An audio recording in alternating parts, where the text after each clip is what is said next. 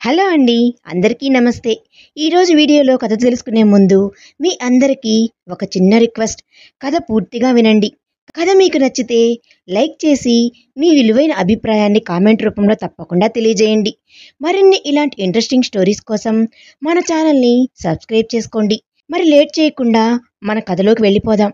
వేకువజాముని మెలకువ వచ్చిన రోహిత్ తను ఇంకా తన్వి హృదయం మీదనే పడుకొని ఉండటంతో చిన్నగా నవ్వుకుంటూ టైం చూసుకుంటాడు. అమ్మో, తన్వి నిద్ర లేస్తే బాగోదు అనుకుంటూ మెల్లగా తన చుట్టూ ఉన్న తన్వి చేతులు తీసి తను తన్వి మీద నుండి ప్రక్కకు జరిగి వేరే వైపుకి తిరిగి పడుకుంటాడు. తెల్లవారడంతో మెలకువ వచ్చిన తన్వి రోహిత్ తన మీద లేకుండా ప్రక్కన పడుకుండి ఉండటం చూసింది.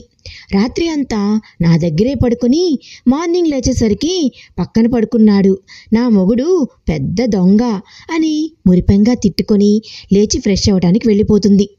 బయటకు వచ్చి పనుల్లో మునిగిపోతుంది. రాజేశ్వరి, రుహిక బాధల నుండి మెల్లగా తేరుకుంటారు. అందరూ డైనింగ్ టేబుల్ దగ్గరకు వస్తారు. అప్పుడే మెట్ల మీద నుండి ఆఫీస్కి రెడీ అయి వస్తున్న రోహిత్ని చూసి షాక్ అవుతారు రాజేశ్వరి, రుహిక. ఒకరి మొహం ఒకరు చూసుకుంటారు ఆశ్చర్యంతో. ఎందుకంటే ఒక 2-3 రోజుల వరకు ఆఫీస్కి కూడా వెళ్ళడు. ప్రతి ఇయర్ ఈ టైంలో బాధతో రూమ్లోనే ఉండిపోయేవాడు. ఈసారి తొందరగా కోలుకున్న రోహిత్ని చూసి ఇదంతా నీ వల్లనే అన్నట్లుగా తన్వి వైపు ప్రేమగా చూస్తుంది రాజేశ్వరి. చిన్నగా నవ్వి ఊరుకుంటుంది తన్వి. రోహిత్ రావడంతో తనకి కూడా వడ్డిస్తుంది తన్వి. అందరూ తింటూ ఉండగా రోహిత్ వైపు ప్రేమగా చూస్తూ ఉంటుంది తన్వి, రుహికకి టిఫిన్ తినిపిస్తూ. ప్రియసకి ప్రేమతో కూడిన చూపులు మనసుకు తగులుతుంటే తల ఎత్తుతాడు రోహిత్. అది ఊహించని తన్వి కంగారుగా తలదించేస్తుంది.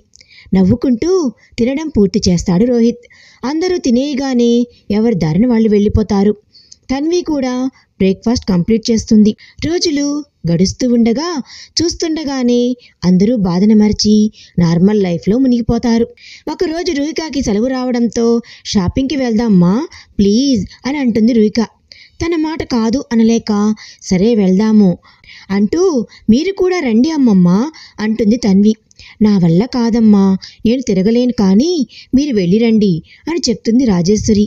ముందు ఒకసారి రోహిత్ గారితో మాట్లాడి వెళ్దాము అంటూ కాల్ చేస్తుంది తన్వి. తన్వి కాల్ చూసి లిఫ్ట్ చేసి చెప్పు తన్వి అని అంటాడు రోహిత్. అది రోహిత్ గారు, మేము షాపింగ్కి వెళ్ళి రావచ్చా? మేము అంటే మరొకరు ఎవరు? రుహిక అని చెప్తుంది తన్వి. రోహిత్ క్షణం పాటు ఆలోచిస్తాడు. తన్వి కోసం నిఖిల్ కాపు కాయట్లేదు కదా అనుకుంటూ. రోహిత్ మౌనం మరోలా అర్థమవుతుంది తన్వికి. ఎక్కడ తన డబ్బులు ఖర్చు పెట్టేస్తానో అనుకుంటున్నాడేమో అనుకుంటుంది. నేను ఏమీ కొనుక్కోను రోహిత్ గారు, అయినా మీరు నాకు ఏమీ మనీ ఇవ్వలేదు కదా, నేను రుహిక దగ్గర కూడా ఏమీ మనీ తీసుకోను. రుహి సరదా పడుతుంది, అందుకే తనకు తోడుగా వెళ్తున్నా అని అంటుంది సర్ది చెప్తూ, మనసులో బాధగా ఉన్నా కనబడనివ్వకుండా. తన్వి మాటలకి ఎక్కడ లేని కోపం వచ్చేస్తుంది రోహిత్కి. ఏం మాట్లాడుతున్నావు నువ్వు అని అంటాడు సీరియస్గా. ఆ వాయిస్కి భయపడుతుంది. అంటే ఇంతకు ముందు మీరు అన్నారు కదా పెళ్ళికి ముందు, అందుకు ఆలోచిస్తున్నారేమో అని అంటూ ఇక ఆగిపోతుంది. నేను అప్పుడు ఉన్నట్లే ఇప్పుడు ఉన్నానా అంటూ స్ట్రైట్గా అడుగుతాడు. లేదు అని అంటుంది చిన్నగా. కదా, నోరు మూసేయిక, ఎక్కువ మాట్లాడి నాకు మెంటల్ రప్పించకు. నేను ఆలోచిస్తున్నది నీ సేఫ్టీ గురించి.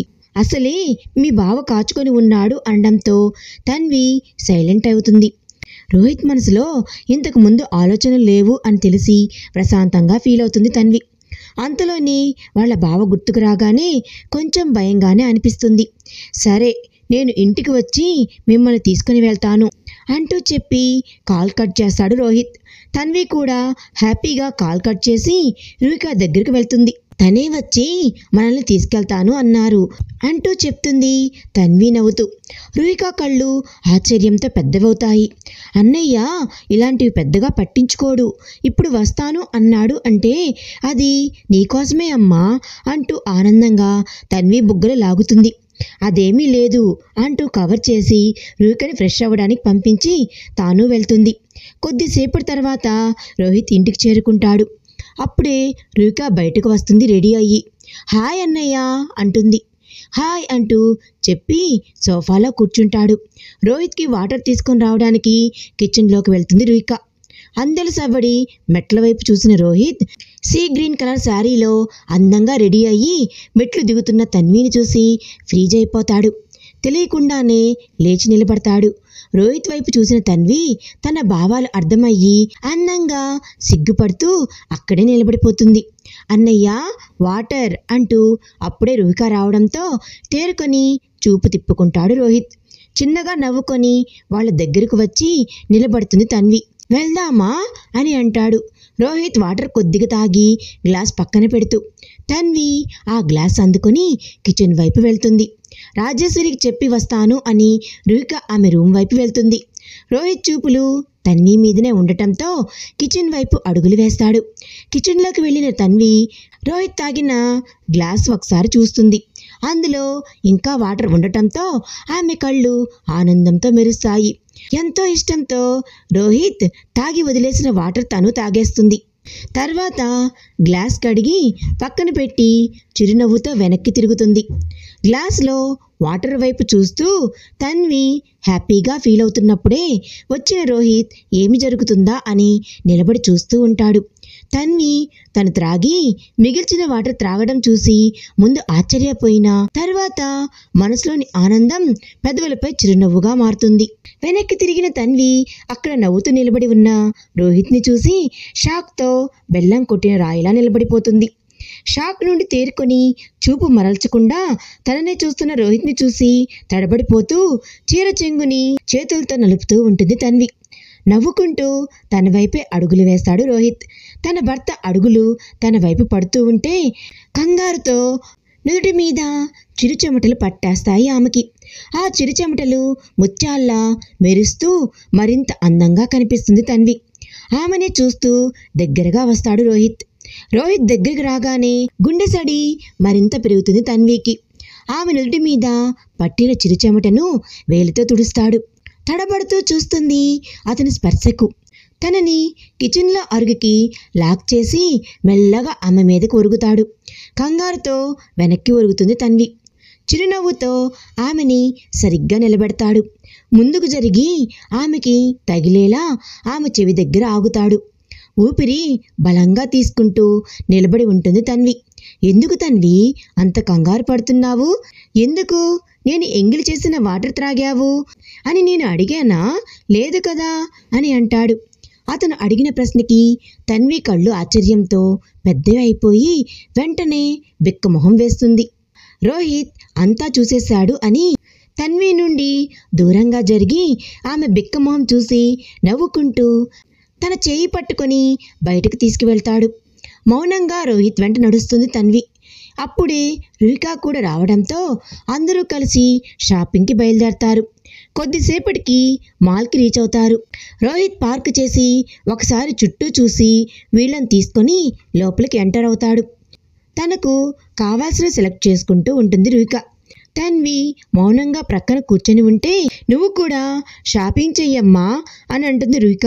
పెళ్లికి ముందు రోహిత్ మాటలు గుర్తుకు తెచ్చుకొని ఇప్పటి రోహిత్ ఫీలింగ్స్ మీద క్లారిటీ లేక మరలా మాట అనిపించుకోలేక షాపింగ్ వద్దు అని చెప్తుంది.